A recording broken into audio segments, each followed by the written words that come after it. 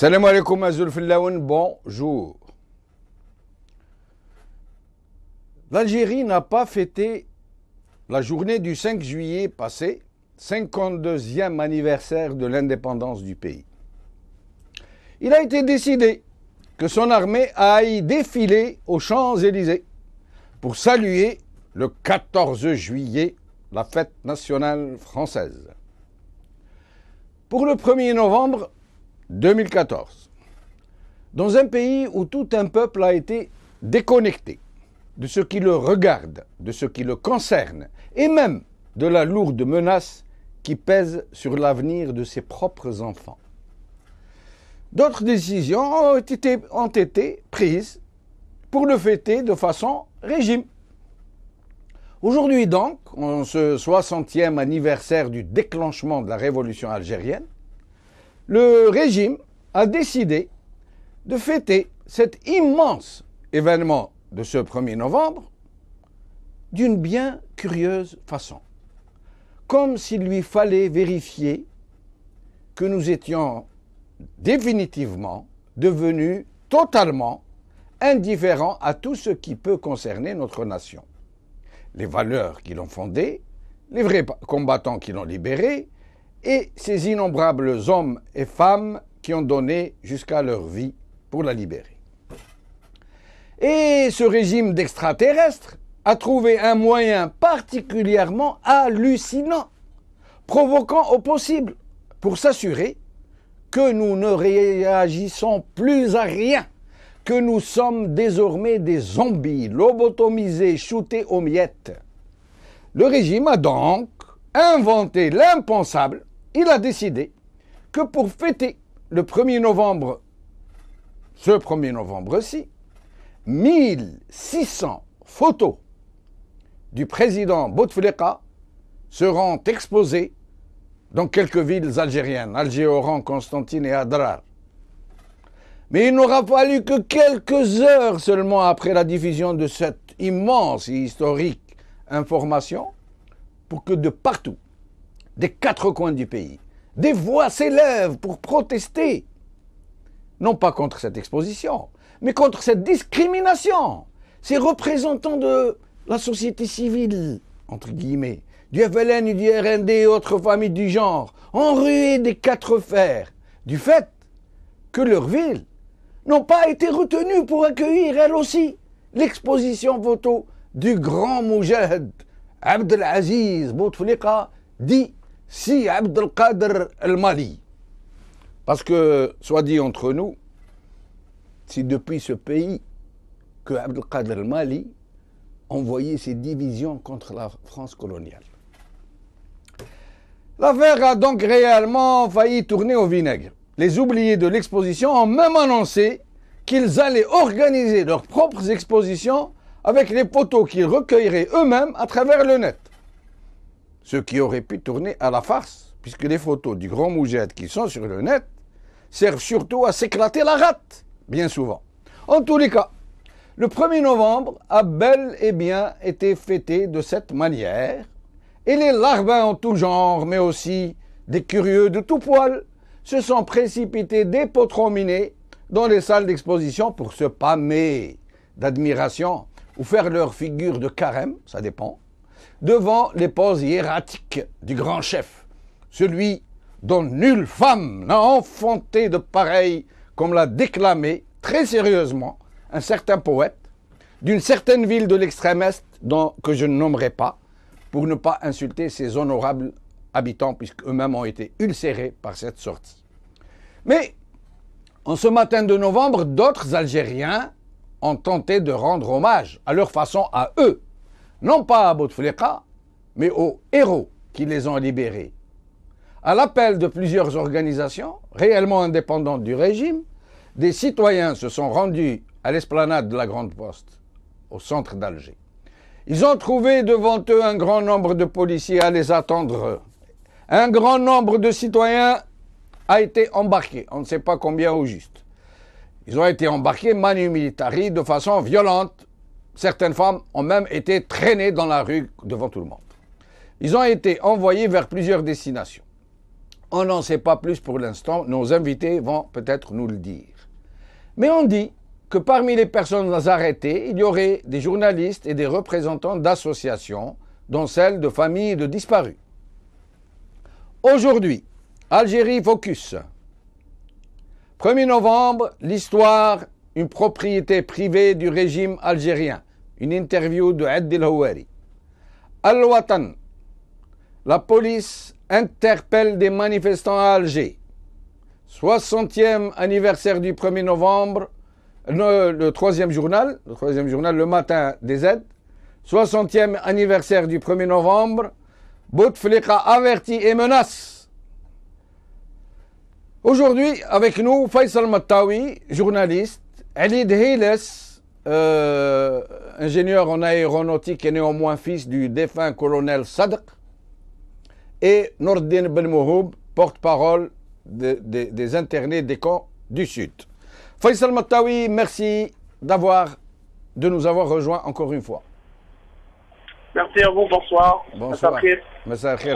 Alors, est-ce que vous pouvez nous en dire plus sur ces informations d'arrestation, de manifestations qu'on n'a pas laissé se tenir? Disons que la police revient à sa première mission, entre guillemets, après avoir elle-même manifesté dans la rue sans demander aucune autorisation pour avoir des droits sociaux et pour revendiquer le départ du général Ahmed et également un syndicat. Cette même police donc interpelle, donc fait ce qu'on lui demande de faire après avoir obtenu beaucoup de largesses sociales, notamment des augmentations salariales. Vous verrez donc que cette manifestation de la police par le passé n'était que de la poudre aux yeux. Maintenant, pour les interpellations, effectivement, il y a eu des interpellations. Bon, une grande partie ont été libérées. Vous savez, c'est classique. Depuis l'épisode du mouvement Barakat avant les élections présidentielles d'avril dernier, la police interpelle, laisse les militants dans les commissariats sans aucune raison. Bien entendu, il n'y a aucun appui légal pour mettre donc des personnes comme ça en garde à vue, puis on les libère. L'essentiel, il ne faut pas qu'ils se réunissent, il ne faut pas qu'ils se rassemblent, puisque les Algériens qui ont lutté pour libérer le pays, les Moudjahidines, les véritables, qui ont libéré donc le pays du joug colonial, de la domination coloniale, maintenant, ils n'ont pas le droit de manifester librement dans leur pays, donc cela vide tous les discours officiels autour de ce 60e anniversaire de déclenchement de la guerre de libération nationale. Vous avez une idée du nombre de personnes arrêtées aujourd'hui?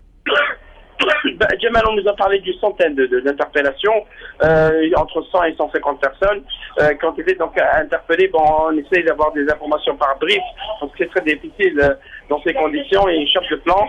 Mais disons que c'est des interpellations qui confirment encore une fois ce qu'on pense, c'est-à-dire qu'il n'y a aucune volonté de changer les choses en Algérie, malgré tout ce qui se passe dans la région, de la sous-région régionale arabe et également dans le monde.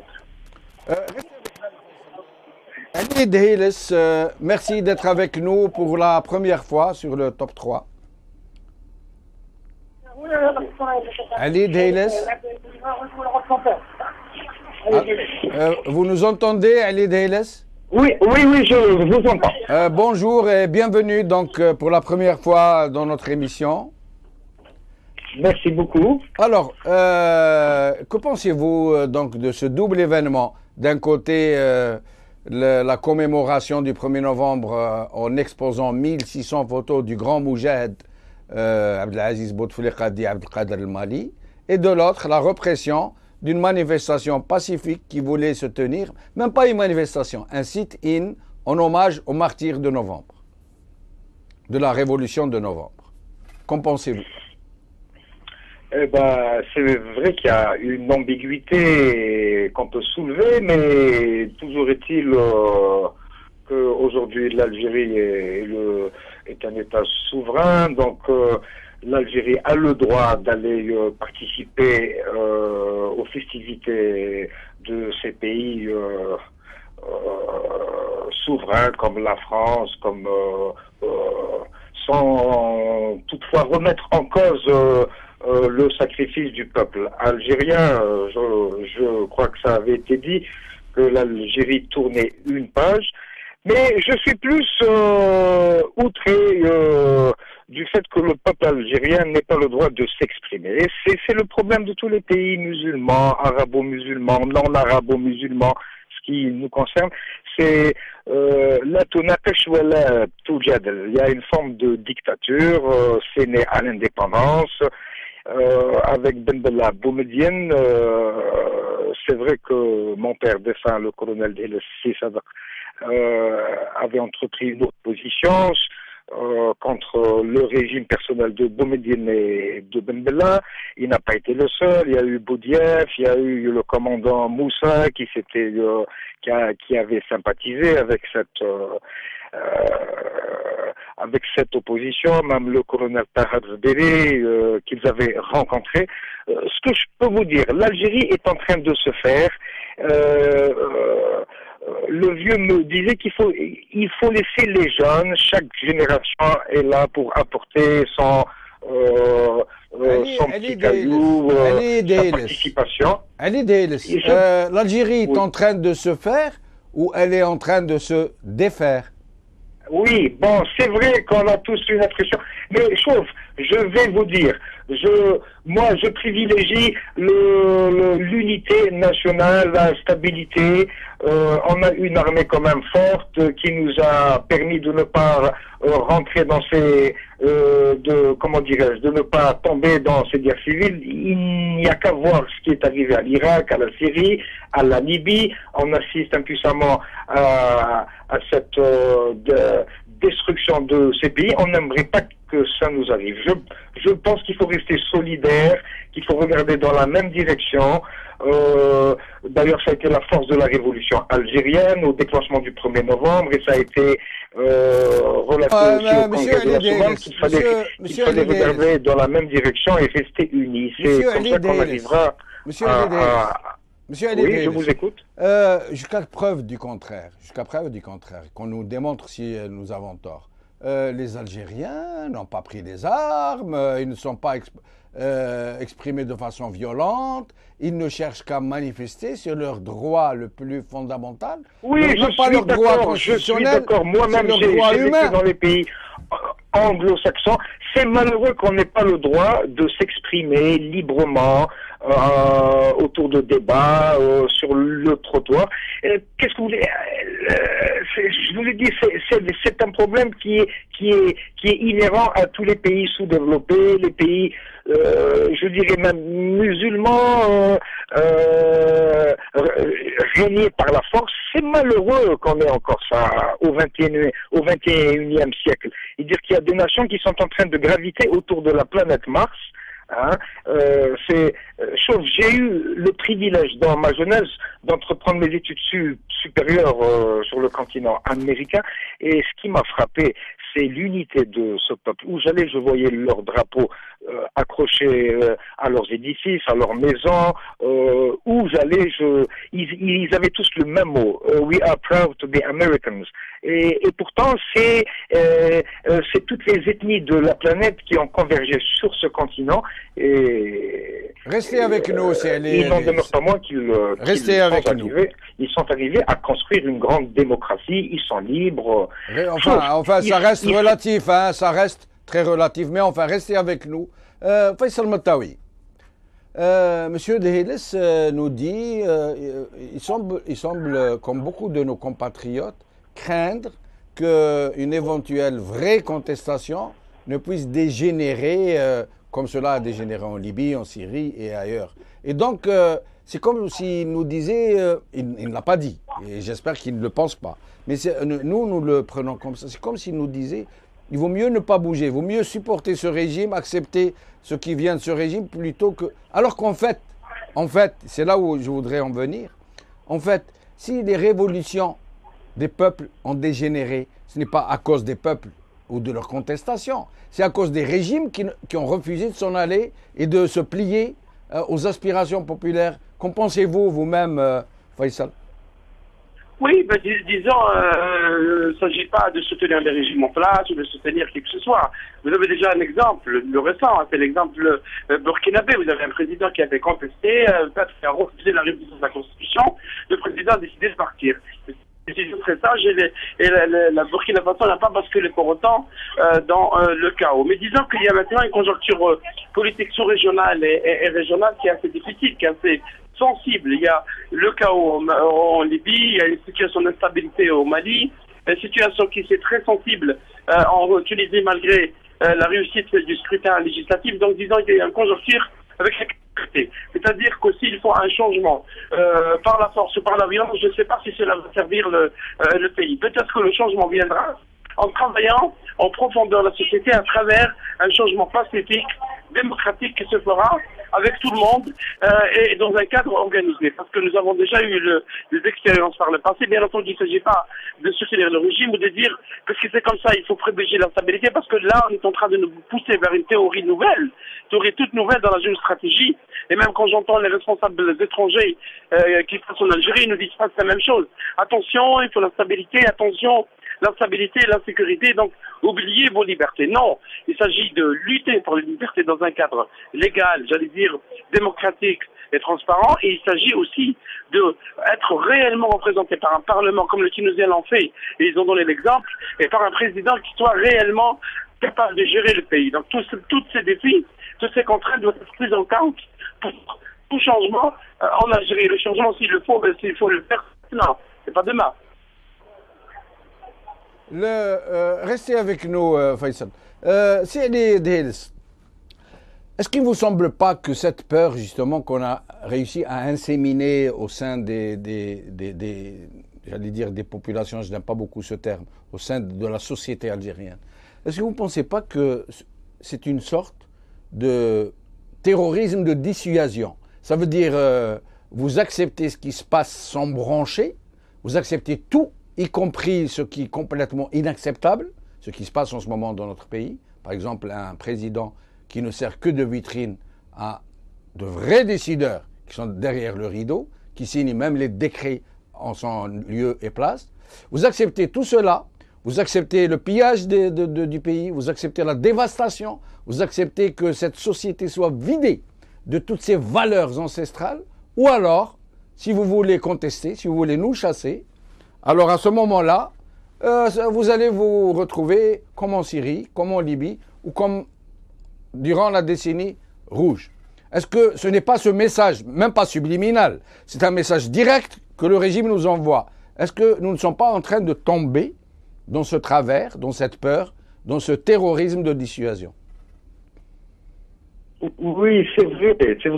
Quand j'ai privilégié la piste de la stabilité et de l'unité, j'avais entendu mon collègue parlant que la stabilité n'était pas uniquement la solution adéquate qu'il fallait. Qu'est-ce que vous voulez qu'on fasse? Qu'on prenne les armes? L'Algérie, elle a assez payé un lourd tribut avec le colonialisme français, avec l'islamisme qui est né pendant la décennie 90. Combien de familles ont été décimées?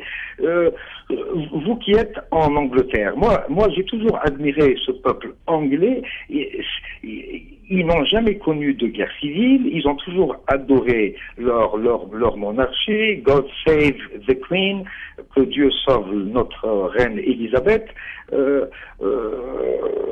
C'est vrai que la démocratie, je vous ai dit, le problème de la démocratie est un problème inhérent à tous les pays musulmans. Et il commence dans les familles, au foyer, dans les écoles.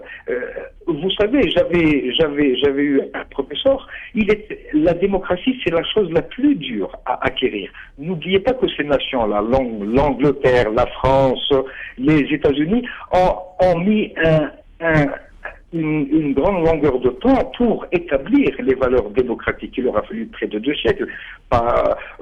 Pour les Français, la Révolution française, la séparation de l'Église et de l'État, la Première Guerre mondiale, la Deuxième Guerre mondiale. Ils ont payé aussi un lourd tribut pour connaître cette stabilité, ces valeurs démocratiques. Donc, ce que je voulais dire, parlant de stabilité et de l'unité nationale, il n'y a que ces 2 valeurs qui nous permettront de trouver mais c'est l'idée. La sortie vers le progrès, vers la stabilité, vers... Monsieur Ali Dils, moi je suis tout à fait d'accord avec vous. Personne de sensé ne pourrait ne pas être d'accord avec vous. Le problème et que c'est ce régime cette mafiocratie, pour l'appeler par son nom, puisque c'est un régime illégitime, puisque toutes les constitutions ne servent que de façade en trompe-l'œil, puisqu'il n'y a pas de véritable souveraineté populaire, puisqu'on nous a imposé un président qui normalement n'aurait même pas pu continuer son 3e mandat en vertu de l'article 88 de la Constitution. Et tout ça, on nous a beaucoup imposé. Donc le problème, Monsieur Dehiles, le problème, c'est que ce n'est pas le peuple algérien qui cherche l'instabilité ou l'insécurité ou la violence. C'est ce régime, comprenons-nous bien, qui est en train de nous dire ou vous acceptez la situation telle qu'elle est, telle que nous vous l'imposons, ou alors, si vous nous contestez, nous allons utiliser nos propres enfants que nous avons recrutés, qui sont au nombre de 600 000 à peu près en tout. Vous imaginez 600 000 membres des forces de sécurité. Et nous allons les lâcher contre vous, et ce sont des enfants jetables et interchangeables. Ça veut dire même si vous les tuez, on recrute d'autres parmi vos enfants et on les envoie contre vous. Le problème est là. Il n'est pas dans le fait d'une incapacité du peuple algérien à aller vers la démocratie. Ce n'est pas le cas. C'est au contraire, le peuple algérien a été trop patient. Il a trop accepté. Mais restez avec nous. Restez avec nous. On a essayé de joindre Nordine Belmohoub depuis tout à l'heure. Il semble que son téléphone n'accepte pas nos appels. Je voulais vous montrer cette photo d'abord, qui est en train de faire ravage sur les réseaux sociaux, où on voit les 6 de novembre 54 à gauche et 6 autres personnages du régime actuel à droite. Et M. Bouteflika sur son fauteuil en bas, qui est entre les deux, qui représente à lui-même une sorte de transition. Faisal Mettaoui, c'est quand même un dilemme maintenant aujourd'hui. Nous sommes là et ce sont des intellectuels de renom et ce sont des intellectuels dignes de ce nom qui sont dans ce dilemme. Ça veut dire qu'ils comprennent, qui appréhendent une éventuelle contestation parce qu'ils savent, ils sont certains, quasiment certains, que toute contestation vraie de ce régime ne pourrait aboutir qu'à une vraie violence, et une violence contre le peuple, bien sûr. Ah, nous avons perdu Faisal Mettaoui, nous allons essayer de le retrouver. Sinon, je repose la question à M. Ali Dehiles. Donc, comment on a fait pour en arriver là, M. Ali Dehiles, de considérer que si nous bougeons une oreille, nous allons nous retrouver en pleine violence? Est-ce à dire que nous devons accepter la situation, cette forme de consensus non dit entre une mafiocratie et un peuple qui se fait dévaster son pays, ou est-ce qu'il y a une alternative? Oui, c'est vraiment, il faut continuer à militer, il faut continuer à batailler. La vie est une éternelle bataille, c'est ce que me disait le défunt. La vie, c'est pas une partie de plaisir. Il faut continuer, mais dans le vaut mieux, sans pour autant arriver à l'irréparable. Parce que l'irréparable, imaginez un instant, on ferme tous les yeux et on voit toute l'Algérie détruite.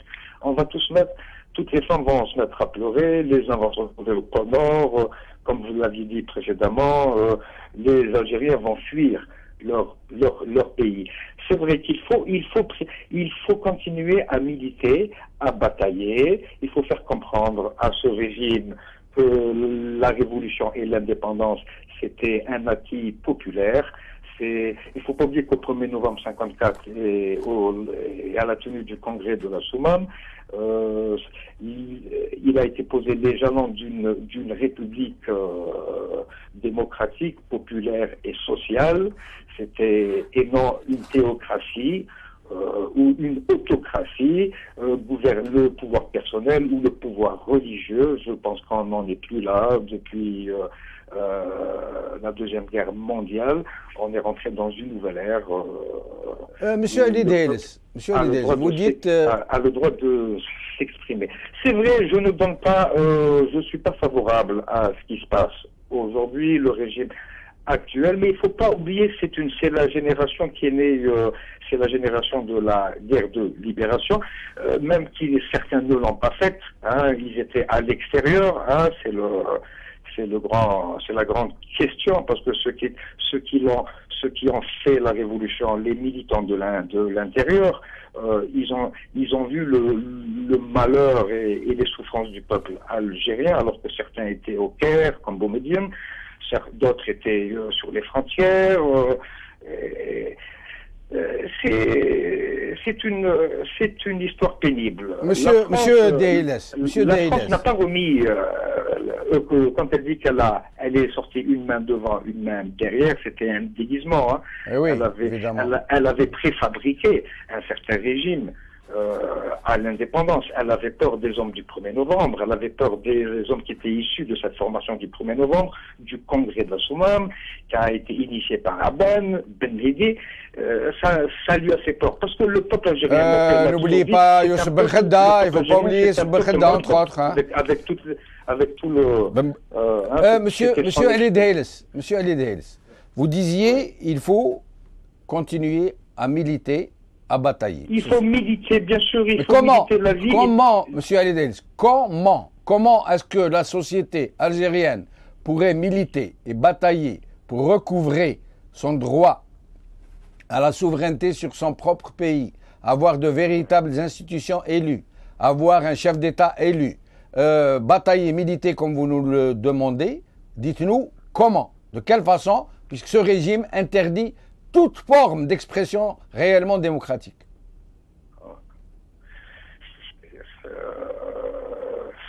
Vous savez, Gandhi avait dit l'instruction. Déjà, lire et s'instruire, c'est une grande formation qui empêcherait beaucoup de choses qui pourraient s'entraver dans une...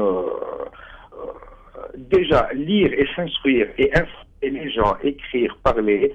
Déjà, il y a Facebook, il y a beaucoup de gens qui cherchent à comprendre, à connaître. Sauf le problème, les Algériens ne lisent pas. Hein. On est cette culture bouche-oreille. Ils apprennent tout dans les cafés, sur les trottoirs. Il faut que les Algériens lisent, il faut qu'ils s'instruisent, il faut qu'il y ait une formation politique, parce que la base populaire est très importante. C'est elle qui va déterminer les valeurs démocratiques. Ça m'arrive, sauf ce qui nous arrive, ça n'arrive qu'aux pays sous-développés, aux pays où l'analphabétisme est encore présent en grande proportion. Vous prenez l'Angleterre où vous êtes, la France, ils ont des peuples émancipés, avertis, instruits, parce qu'ils s'instruisent, ils lisent, ils sont pas là à courir à droite à gauche. Donc c'est le dilemme, c'est le fameux dilemme, le coq et la poule. Qui c'est qui a fait la poule, qui c'est qui a fait le coq? On veut un gouvernement démocratique, mais il faut voir aussi l'assise populaire, parce qu'il y a un vieux proverbe français qui dit le chef vaut la troupe et la troupe vaut le chef. Hein, c'est un équilibre. On est dans ça. Donc, avec une baguette magique, on va créer un pouvoir démocratique. Mais il faut que ce pouvoir démocratique soit comment dirais-je, soit initié par la volonté populaire. Hein. Monsieur Ali Deiles, merci beaucoup. Merci. Notre émission arrive donc à sa fin. Je voulais juste vous rappeler, effectivement, je suis totalement d'accord avec vous que l'ignorance est ce qu'il y a de pire dans l'être profond qui est le peuple. Mais en novembre 1954, il n'y a eu qu'une poignée de gens instruits et derrière eux tout un peuple quasiment ignorant qui n'avait pas été à l'école mais qui était encore habité par un sentiment de dignité et qui a été propulsé par une colère contre l'oppression. Et nous connaissons les résultats, nous en savons les résultats. Un peuple qui a réussi à chasser une puissance coloniale parmi les plus formidables de cette époque. J'espère que nous aurons l'occasion de nous retrouver une autre fois. Salam alaikum, bqaw ala khair, à une autre fois.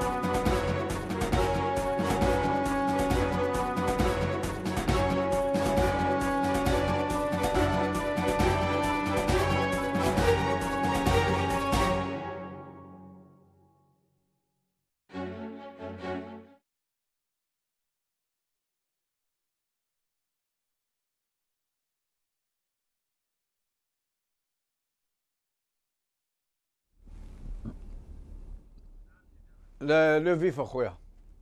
عندكم الضيوف سي. هاي عيطلهم في